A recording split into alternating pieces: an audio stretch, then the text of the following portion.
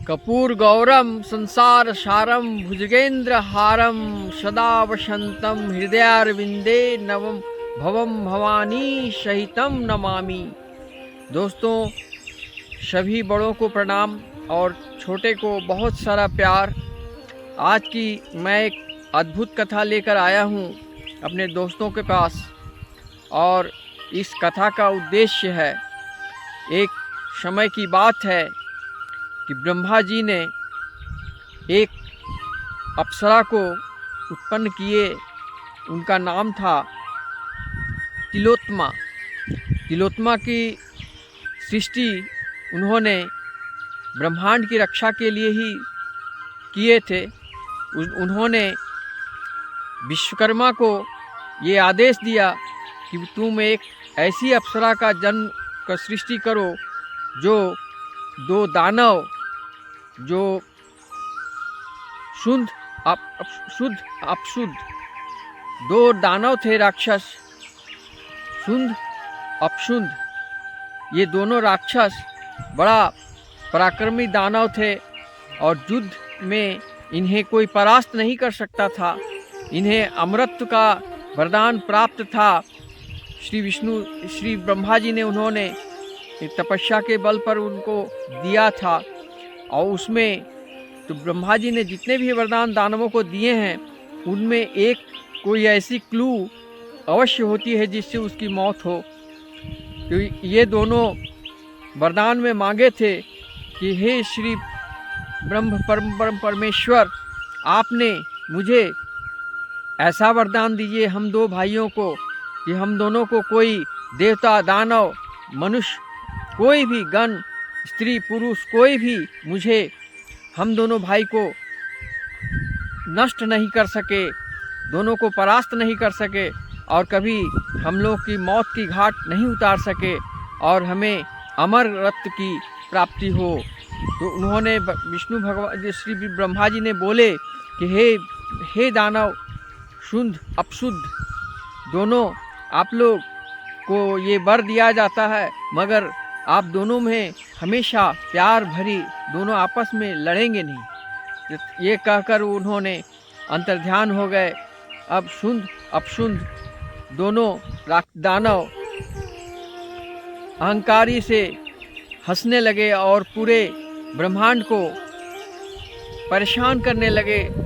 सभी देवताओं पर त्रस्त हो गए और सभी देवताओं ने ब्रह्मा जी को बोले कि इस दानवों को संहार करो। तब ब्रह्मा जी ने विश्वकर्मा को बोले कि तुम एक ऐसी अप्सरा को तैयार करो जो इन दोनों का मौत का कारण बने। तब विश्वकर्मा जी ने स्वर्ग नरक पाताल सभी का सार तत्व लेकर एक कन्या का उत्पन्न किया जिसका नाम पड़ा तिलोत्तमा। तिलोत्तमा देखने में इतनी खूबसूरत थी कि विश्व की कोई भी देव दानव कोई भी देखकर मुग्ध हो जाएंगी। तो फिर ये तिलोत्तमा, ये दोनों राक्षस, शुद्ध उपशुद्ध, शुद्ध अपशुद्ध दोनों राक्षस जो अपने मदिरा के साथ कर रहे थे, नदी के किनारे एंजॉय कर रहे थे, वहाँ पर ये पहुँच जाती है और उसको देखकर दोनों दानव मुग्ध हो जाते हैं। वो एक दूसरे को खींचने लगते हैं। इस रूप जौना अप्सरा को देखकर दोनों दानव इतने आकर्षित हो जाते हैं कि उस समय ये बात भूल जाते हैं। तो ये एक भाई शुद्ध ने बोला कि ये मेरी है, उपशुद्ध ने बोला कि नहीं ये मेरी है। ये दोनों बात पर दोनों की झगड़ा हो जाती है और झगड़ा में भीषण युद्ध होता है। युद्ध में दोनों मारे जाते हैं। इस प्रकार उनका देहांत हो जाता है। और फिर वो जो तिलोत्तमा थी वो इतनी दिव्य दृष्टि, दिव्य शक्ति, दिव्य सुंदरता उसके अंदर थी कि जो भी इनको देखते वो देखते ही अधिक देर तक देख नहीं पाते। इस तरह विश्व चराचर से उनकी भी मुक्ति मिली। इस प्रकार दोस्तों, आज की कथा में ये कहना चाहता हूँ कि जो भी इंद्रलोक में जो भी इंद्रदेव देखते थे कि यदि कोई पराक्रमी, कोई देव दानव कोई भी हो जो तपस्या के बल पर इंद्र को हासिल करना चाहता हो या बैकुंठ को हासिल करना चाहता हो, तो उन लोगों को परास्त करने के लिए अप्सराओं का प्रयोग किए गए हैं। बहुत सारे दृष्टांत में देखेंगे दोस्तों कि अप्सरा जो थे वो इनको छल से, कल से, बल से, किसी भी तरह से आकर्षित करके उनको परास्त किया है। इसलिए दोस्तों मुझे आपसे इस कथा से एक शिक्षा मिलती है कि कोई भी अप्सरा सुंदरी को देखकर इतना मोहित न हो जाओ जो तुम अपना सर्वस्व खो दो, किसी पर इतना आसक्त मत हो जाओ। ऐसे तो गीता का ज्ञान में कहा गया है कि किसी पर आसक्त होना ठीक नहीं है और अपने आप पर विश्वास रखो, अपने आप पर भरोसा रखो। और कहा गया है कि ब्रह्म ब्रह्म सत्यानां और जगत समस्त जगत मिथ्यानां, समस्त जगत मिथ्या है और परम ब्रह्म सत्य है। तो इस परम ब्रह्म परमात्मा में अपनी आत्मा को प्रवेश करने के लिए क्या करना है कि मटेरियल वर्ल्ड के चीज़ों को त्याग कर, मोह को त्याग कर, इनके ऊपर आसक्त नहीं होकर और लोभ रहित, क्रोध रहित, मोह रहित सब त्याग कर, अहंकार को त्याग कर भगवान के शरण में आ जाओ। और भगवान के शरण में आने से पहले तुम्हारे अंदर दया, भक्ति, सत्य और शुद्धि होना आवश्यक है। स्वार्थ रहित भक्ति से के वश में भगवान दिखाई देते हैं। दोस्तों आज मैं ये जो कथा सुना रहा हूँ, ये कथा 18 पुराण और 4 वेद और 4 वेद का सारांश वेदांत है, जिसमें आप इनका अध्ययन कर सकते हैं। और सबसे बड़ी बात ये है कि ये भी प्रभु कृपा का ही लीला है। जाको प्रभु दारुण दुख दीन्हा, ताको प्रभु मति आगे हर लीन्हा। यानी जब आप भगवत कथा सुन रहे हो, मैं जो बता रहा हूँ और आप सुन रहे हो, तो आप बहुत ही भाग्यशाली हो जिसके कारण ये कथा सुन रहे हो। इस कथा में कई बात ऐसी है जिसमें आपकी हर एक मनोकामना पूर्ण होंगे और हर एक सवालों का जवाब मिलेंगे। मेरे कहने पर नहीं मिलेंगे, आपको इसके लिए गीता का ज्ञान अध्ययन करना होगा। महाभारत का 3 बात याद रखें। एक, श्री कृष्ण की मुख की वाणी जो अर्जुन को उन्होंने उपदेश दिया।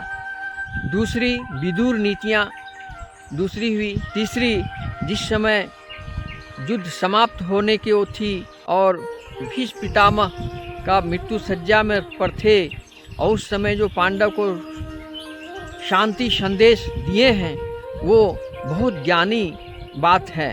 वो जिंदगी के प्रत्येक लम्हों के लिए ज्ञानवर्धक बातें हैं। उनको भी सुने, समझें, मनन करें, चिंतन करें और आए भागवत गीता ज्ञान गंगा में स्नान करें। मैं भी स्नान कर रहा हूँ दोस्तों। इस प्रकार आज की कथा यहीं तक है और मैं कुछ एक नई दृष्टांत देने जा रहा हूँ जो व्यवहारिक जीवन में संभव है। दोस्तों, कोई भी इंसान पढ़ाई में आगे बढ़ता है, बिजनेस में आगे बढ़ता है, कोई भी तरक्की करता है, किसान में भी वो आगे बढ़ता है। इसका कई रुकावट हैं। गरुड़ पुराण के अनुसार पाप क्या है, पुण्य क्या है, तीर्थ क्या है, ये आप अध्ययन कर सकते हैं। गरुड़ पुराण के अनुसार दोस्तों पाप को क्या क्या पाप है, ऐसे तो बहुत सारे पाप होते हैं, मगर गर्भवती महिला, चाहे वो पत्नी हो, पुत्री हो, माता हो, बहन हो या कोई अन्य दोस्त मित्र की पत्नी हो, गुरु पत्नी हो, कोई भी हो, गर्भवती महिला पर अत्याचार करना पाप है। किसी पराई पुरुष को देखना, अश्लील नज़रों से देखना पाप है। इसका एक जीता जागता उदाहरण ये भी है कि जो भी पति हो या पत्नी अवैध न संबंध बनाते हैं, ये हर दृष्टि से पाप है। मगर कहीं कहीं पर देखा गया है कि संतान उत्पत्ति के लिए ये कार्य अगर किया गया हो तो वो पाप नहीं माना जाता है। संतान सृष्टि के लिए इस प्रकार का संबंध अगर दोनों तरफ से राजी हों और मंगलमय हो तो ये पाप नहीं माना जाता है। इस प्रकार यदि बाढ़ में, रेलवे स्टेशन में या किसी परेशानी में या किसी तरह का संकट में कोई स्त्री आपके शरण में आ गई है तो उनके साथ आप अभद्र व्यवहार न करें, उनको माता जी के रूप में स्वीकार करें, स्वागत करें और उनको यथासंभव मदद करें। ये आपका बहुत बड़ी पुण्य है। लेकिन किसी मजबूरी के कारण वो आपके शरण में आती है और यदि आप इसका लाभ उठाते हैं तो ये आपका पाप है। इस प्रकार दोस्तों, अगर कोई दोस्त, कोई मित्र, कोई व्यक्ति मजबूरी में परेशान है, आर्थिक तंगी से परेशान है, बीमार ग्रस्त है, किसी परेशानी में लाचारी है, इस स्थिति में उनकी स्त्रियों को जो भोग कर लेते हैं, मजबूरी से मजबूर करके उनकी इच्छा के विरुद्ध जो संभोग करते हैं, वो भी महापाप के दृष्टि से देखा है। गरुड़ पुराण में ये भी एक पाप माना जाता है। किसी का मजबूरी का फायदा उठाकर धन संपत्ति इज्जत लूटना, ये भी एक प्रकार का पाप है। इस तरह के पापों से दूर रहें दोस्तों। पुण्य क्या है? पुण्य के मामले में कहा गया है कि जतो जीव ततो शिव, जीवों की हत्या न करें, जीवों की संरक्षणा करें, वृक्ष लगाएं। एक वृक्ष लगाने से 1000 जीव की जिंदगी के लिए श्वास की शुद्ध हवा मिलती है एक पेड़ लगाने से, और एक पेड़ काट देने से ये आपको 1000 जीवों को मृत्यु के संकट पहुंचाने के लिए काफ़ी होता है एक पेड़ काटने से। इस तरह पेड़ काटना भी पाप है और किसी मनुष्य का दिल दुखाना पाप है, वैमानस्यता पाप है, अहंकार पाप है, मोह लोभ क्रोध के अंदर जो आप अहंकार बस जो लोगों को आपने जो दुख दे रहे हैं, माता बहनों, माता पिता का अपमान कर रहे हैं, ये सब पाप है। ये सब गरुड़ पुराण के अनुसार पाप लिखे जाते हैं। रिश्वत लेना, रिश्वत देना पाप है। झूठ बोलकर किसी को धोखा देना, किसी को प्यार के जाल में फंसाकर उसका इज्जत लूटना, लूट करके भाग जाना, ये सब पाप है। ये सब पाप। इसके बाद आता है तीर्थ क्या है, सबसे सच्चा तीर्थ क्या है। सच्चा तीर्थ में गरुड़ पुराण के अनुसार कहा गया है कि सच्चा तीर्थ का एक नमूना ये है कि महादेव के 2 पुत्र गणेश और कार्तिक, उन्होंने बोला कि सभी तीर्थों का भ्रमण, सारे विश्व का भ्रमण करके जो पहले आएगा उसी की शादी पहले होगी। तो उस समय श्री गणेश जी बुद्धिमान थे, वो सोचे कि मैं तो मूषक में हूँ, और कार्तिक जी सोचे कि मैं तो उड़ जाऊंगा, मोर पंख के मेरा सवारी है, और मूषक तो थोड़ा सा में ही थक जाएगा, वो जा नहीं पाएगा। इस अहंकार से उन्होंने विश्व भ्रमण करके आए।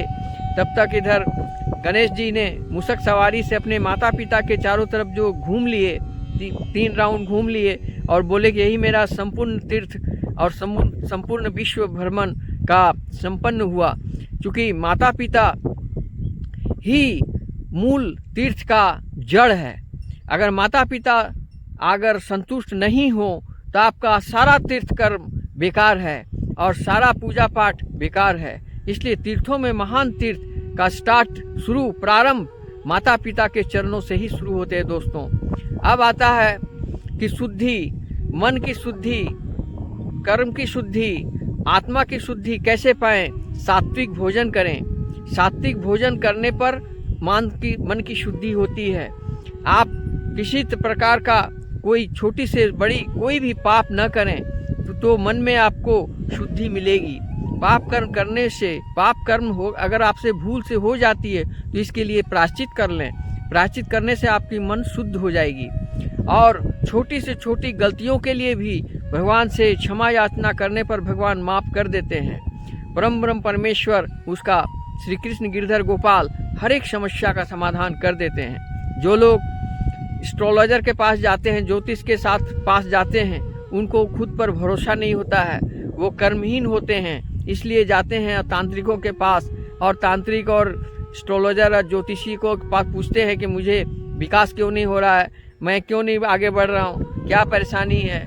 उन्होंने तरह तरह की बहुत सारी बातें बताते हैं, और कुछ तो सही भी है, कुछ गलत भी है, लेकिन 90% गलत ही है।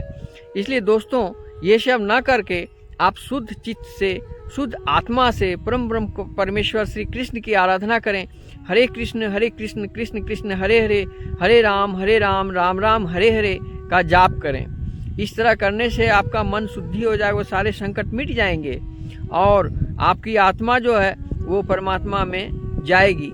और सभी दुखों का मूल कारण क्या है? मोह। ये सांसारिक जीवन पर मोह, मुझे बैंक बैलेंस बढ़े, मुझे मेरे बच्चे ऑफिसर बन जाएं, मैं खूबसूरत औरत से शादी कर लूं, मुझे गाड़ी बंगला बैंक बैलेंस बढ़े। ये सब मटेरियल वर्ल्ड के चीज़ हैं जो मिथ्या हैं। इन पर आसक्त होने से दुख ही दुख है।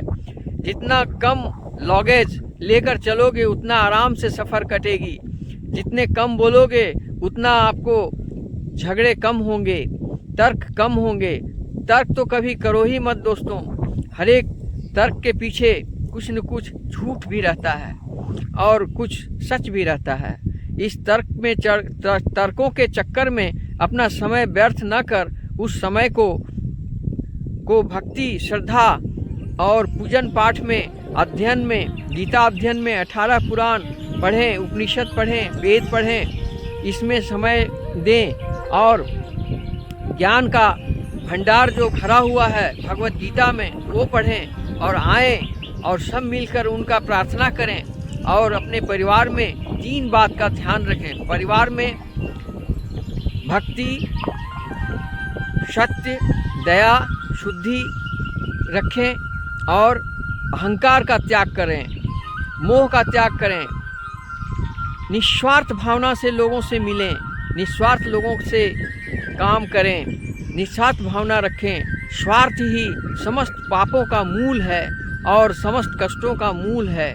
स्वार्थ के चलते ही आप हर किसी से धोखा खा जाते हो। आप उम्मीद बहुत लगा कर बैठे रहते हो, मुझे इस आदमी से उम्मीद है, ये मुझको देगा। पुत्र मोह, पत्नी मोह, अपना भाई से मोह, माता पिता से मोह, किसी से मोह करके मुझे किसी प्रकार का उम्मीद न रखो। सब अपने अपने कर्म क्षेत्र में आए हैं। आप संसार में एक बात याद रखना दोस्तों, एक दिन का भी कोई पुण्य आपको देगा नहीं, और आपका जो किए गए पाप है उसका एक दिन का भी पाप कर्म को कोई लेगा नहीं। तो आप कर्म जो किए हो वो तुमको भोगना है, और जो कोई पाप पुण्य किया है उस पुण्य का भागी वो खुद ही बनेगा, तुमको नहीं देगा, और तुम उससे सुखी नहीं हो सकते। हर व्यक्ति कर्म क्षेत्र में आए हैं, हर इंसान, हर जीव अपने अपने कर्म पर लगे हुए हैं। इसलिए श्री कृष्ण बोलते हैं कि तुम्हारा कोई अपना नहीं, कोई पराया नहीं। इस आत्मा मरती नहीं है, ना ही इसकी जन्म होती है। दोस्तों, ये भागवत कथा का सारांश था। अब मैं एक दृष्टांत देने जा रहा हूँ। दोस्तों, मेरा एक दोस्त जो काफ़ी बड़ा ऑफिसर थे, उनके एक पुत्र एक पुत्रियाँ, उसके बाद उन दोनों उनका बच्चे पढ़ने के लिए विदेश चले गए, अमेरिका चले गए। अमेरिका में जब बिटिया रानी गई तो वहाँ पर शादी करके वहीं वो बस गई। इस प्रकार उनका बेटा भी अमेरिका गया तो वहाँ भी जाकर वो बस गया। फिर वो इंडिया आए नहीं।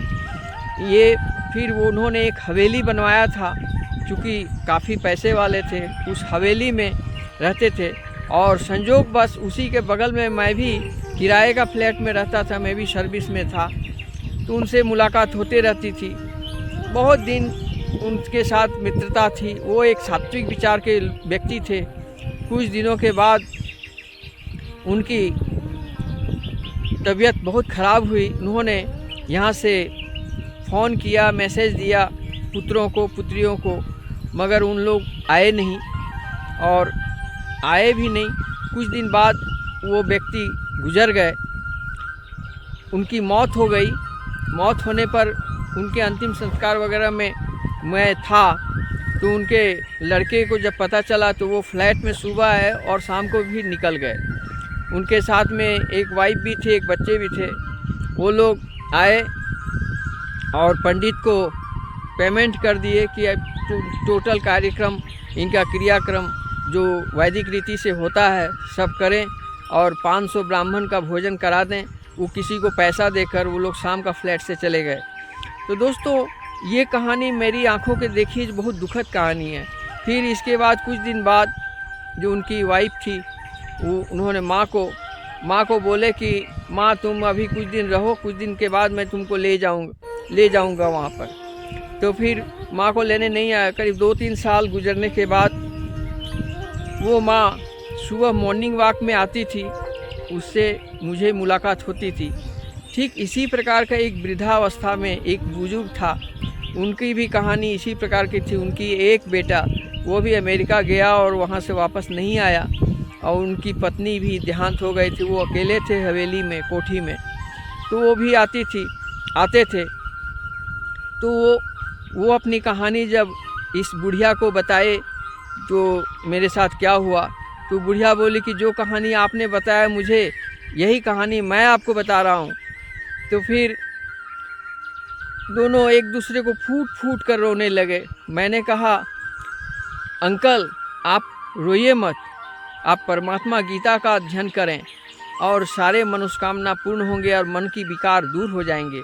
तो वो लोग दोनों एक दूसरे को प्यार करने लगे। एक दिन उनको देखे कि एक टिफ़िन में थोड़ा सा पायस का मतलब खीर लेकर बनाकर लाई थी बुढ़िया और उस बुज़ुर्ग व्यक्ति को दिए।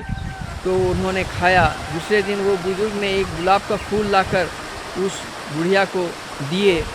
यानी 80 साल के वो वृद्ध थे और 70 साल की ये महिला थी। उन दोनों में धीरे धीरे प्रेम हो गया। और प्रेम का उम्र नहीं होता है दोस्तों, कब कहाँ प्रेम हो जाए कहना मुश्किल। तो दोनों में प्रेम हो गया, दोनों एक दूसरे का साथ चलने लगे, दोनों एक दूसरे को बीच बीच में गिफ्ट देने लगे। इस तरह इन लोग का करीब 2-2.5-3 साल बहुत सुंदर गुजरा। मेरे सामने उन दोनों काफ़ी अच्छे कपड़े पहनने लगे। दोनों के चेहरे में एक नई आशा, नई भरोसा, नया विश्वास देखा मैंने।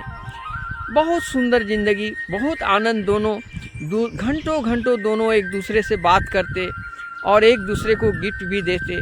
और कभी कभी तो वो लोग एक दोनों मिल कर के कहीं टूर में भी जाते, छोटा टूर में, जो दक्षिणेश्वर काली मंदिर, आदिपीठ काली मंदिर, बड़ा बूढ़ो काली कोलकाता में बहुत फेमस है, तारापीठ है।